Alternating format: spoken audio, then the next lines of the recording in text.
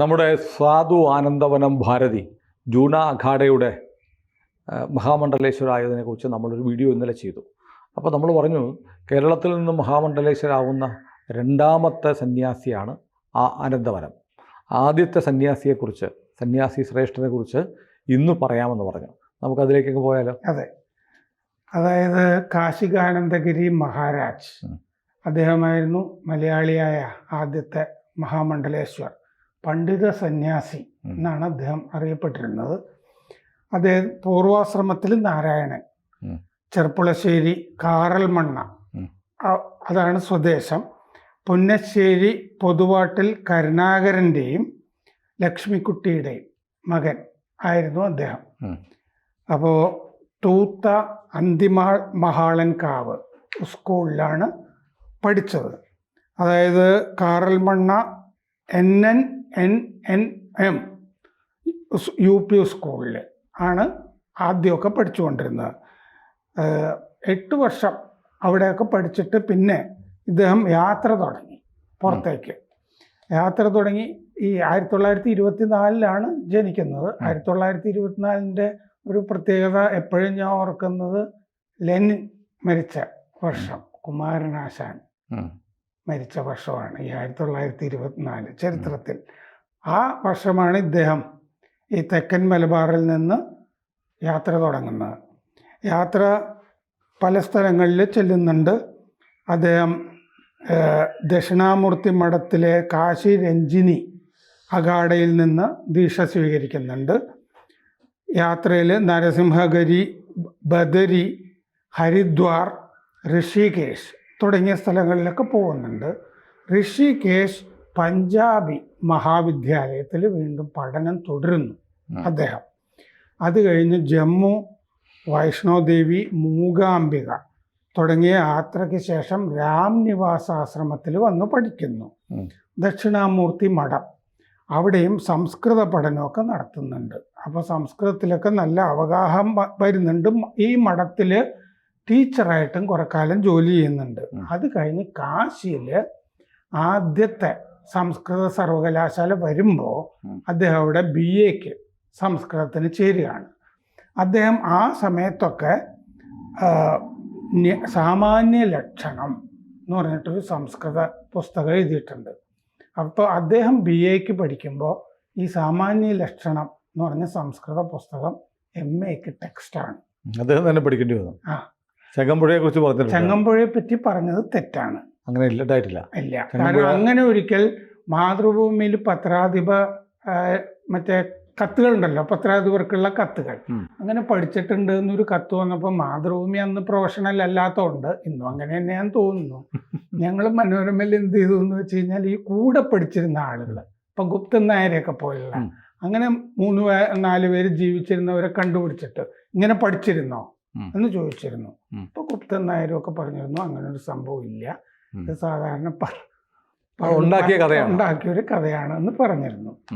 പക്ഷെ ഇദ്ദേഹത്തിന്റെ കേസിൽ ഇങ്ങനെ സാമാന്യ ലക്ഷണം അവിടെ പഠിക്കാനുണ്ടായിരുന്നു എന്നുള്ളത് ചരിത്രത്തിന്റെ ഭാഗമാണ്. പിന്നെ ഇദ്ദേഹം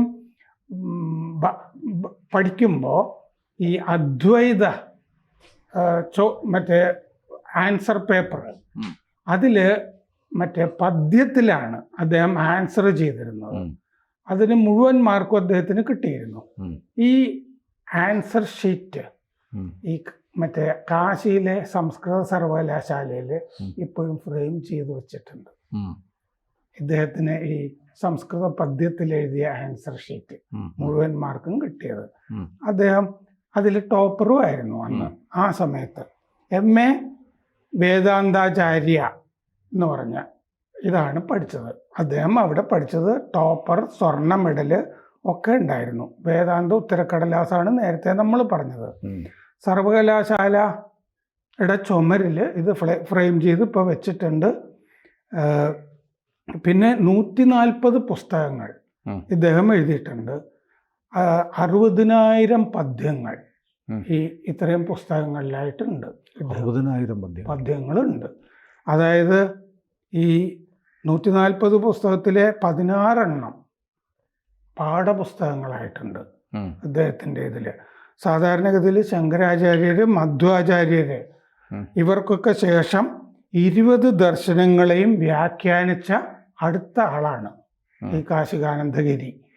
അപ്പോൾ അതുകൊണ്ടാണ് സന്യാസിമാർക്ക് ഇടയിലെ ഏറ്റവും വലിയ പണ്ഡിതൻ എന്ന് അദ്ദേഹത്തിനെ പറ്റി പറയുന്നത്.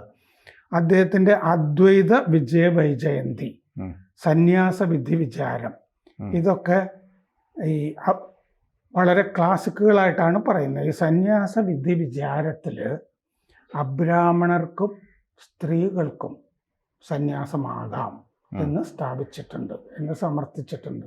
സാധാരണഗതിയിൽ നിന്ന് വ്യത്യസ്തമായിട്ട് ചെയ്തിട്ടുള്ള അതിന് അതിൻ്റേതായ പ്രമാണങ്ങളൊക്കെ അദ്ദേഹം ഉദ്ധരിച്ച് ചെയ്തിട്ടുണ്ട്. ഈ 12 സിസ്റ്റംസ്, ഈ നമ്മുടെ വേദാന്ത ചിന്തയിലെ 12 രീതികളെയും വ്യാഖ്യാനിച്ചിട്ടുണ്ട്. ദശനാമി ആചാര്യനാണ്. നിരഞ്ജന അഖാഡയിൽ മഹാമണ്ഡലേശ്വരായിരുന്നു അദ്ദേഹം.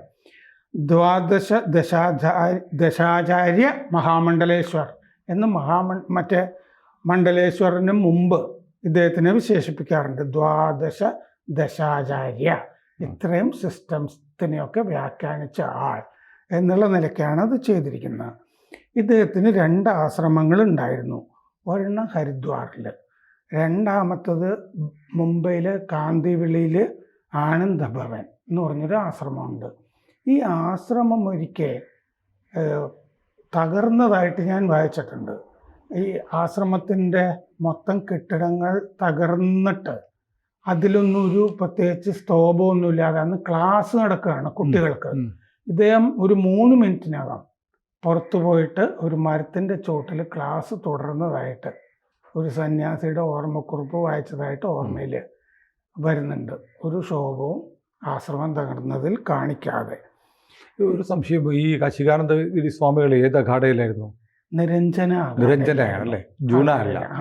ജൂന അഖാഡയ്ക്ക് ഭൈരവ അഖാഡ എന്നും പറയും. ജൂന എന്ന് പറയുന്നത് ഏറ്റവും പുരാതനം എന്ന പേരിൽ തന്നെ ഉണ്ട് അതിൻ്റെ, ജൂന എന്ന് പറഞ്ഞാൽ. അപ്പോൾ ഈ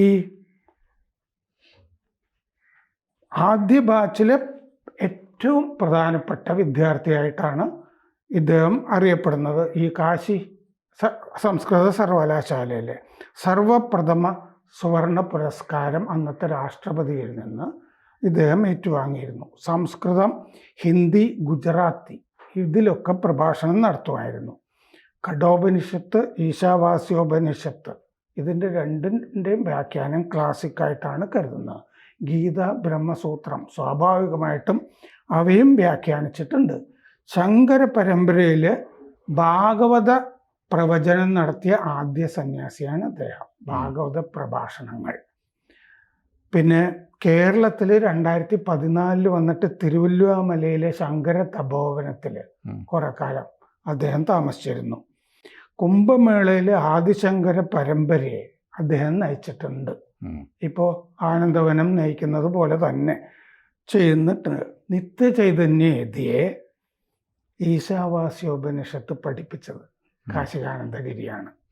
ഉള്ളൂർ കവിതകൾ ഇടയ്ക്കിടയ്ക്ക് ചൊല്ലുമായിരുന്നു എന്ന് ഇദ്ദേഹത്തിൻ്റെ ശിഷ്യന്മാരായ സന്യാസിമാരൊക്കെ ഓർക്കുന്നുണ്ട് എപ്പോഴും. ഈ അവസാന കാലത്ത് ഉത്തരകാശിയിലെ ആനന്ദ ഭുവനാശ്രമത്തിൽ വീണ് പരിക്ക് പറ്റിയിരുന്നു അദ്ദേഹത്തിന്. പരിക്ക് പറ്റി അത് കഴിഞ്ഞ് 2014 ഒക്ടോബർ 24 ഹരിദ്വാറിലായിരുന്നു അദ്ദേഹത്തിൻ്റെ സമാധി. അപ്പോൾ അദ്ദേഹത്തിനെ സംബന്ധിച്ചിട്ടുള്ള കഥകളിൽ കൂടുതലും ഈ പാണ്ഡിത്യവുമായി ബന്ധപ്പെട്ട അങ്ങനത്തെ ഒരാളായതുകൊണ്ട് അത്തരം കഥകളെ നമുക്ക് കിട്ടുകയുള്ളൂ. അല്ലാതെ മാന്ത്രിക സിദ്ധിയുടെ കഥകളൊന്നും അദ്ദേഹത്തിൻ്റെ ജീവിതത്തിൽ നിന്ന് നമുക്ക് കിട്ടുകയില്ല.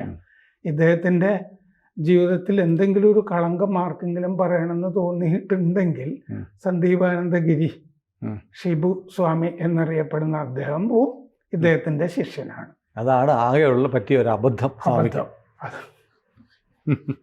ഏതായാലും കാശികാനന്ദഗിരി സ്വാമികളെ കുറിച്ച് നമ്മൾ സാധുവാനന്ദവനം ഭാരതി മഹാമണ്ഡലേശ്വരായ സമയത്ത് നമ്മൾ പറയുന്നത് ഏറ്റവും ഉചിതമാണ്. അതുകൊണ്ടല്ല നമ്മൾ സ്വാമിയെ ഓർക്കുന്നത്. സ്വാമിയെ നമുക്ക് നേരത്തെ അറിയാം, മറ്റൊരവസരത്തിൽ ചെയ്യാനിരിക്കുകയായിരുന്നു. അപ്പോഴാണ് നമ്മുടെ ഏറ്റവും അടുത്ത ഒത്തു വന്നത്, ഏറ്റവും അടുത്ത ഒരാൾ മഹാമണ്ഡലേശ്വരായിട്ട് വന്നത്. ഏതായാലും എല്ലാവർക്കും നന്മയുണ്ടാവട്ടെ. കൂടുതൽ വാർത്തകളും വിശേഷങ്ങളും നിങ്ങളിലേക്ക് എത്താൻ ABC മലയാളം സബ്സ്ക്രൈബ് ചെയ്യുക, ബെൽബട്ടനും അമർത്തുക.